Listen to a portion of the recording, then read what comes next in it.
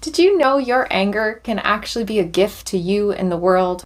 Anger is a really complicated umbrella emotion, partly because it's not as well accepted, but it actually covers a whole bunch of emotions underneath it.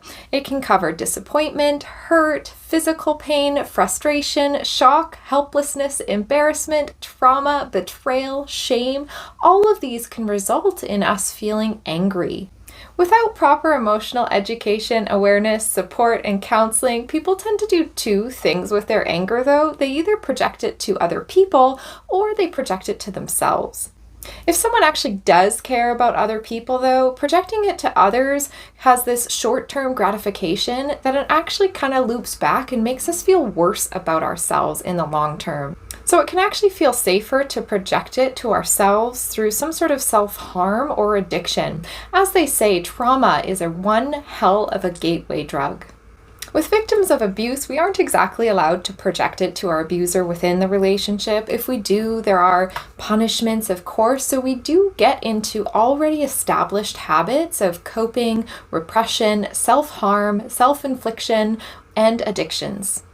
And this is another way that abusers actually tend to win in the world, because while they kind of go off on their socially charismatic path, victims tend to kind of collapse after the relationship because of these already established unhealthy emotional patterns.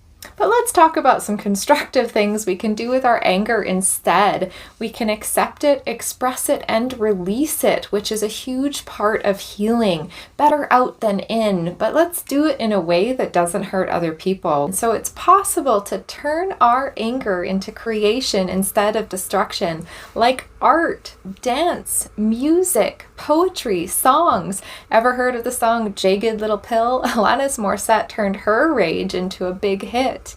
If it's this anger that doesn't go away, though, and it's strong enough that you feel that something needs to change in the world and you see it impacting a lot of people, it's possible that you actually might have found your purpose, that your anger was given to you for a reason. There is wisdom in all of our emotions. So after your own healing, it's up to you now to share your anger in digestible ways. I turned my anger into my purpose, as Girl with Many Secrets is my platform for abuse awareness and feminine empowerment and healing after abuse. And now it's on to you. Have you found ways to alchemize your anger and found ways to create instead of destroy with it? I'd love to hear.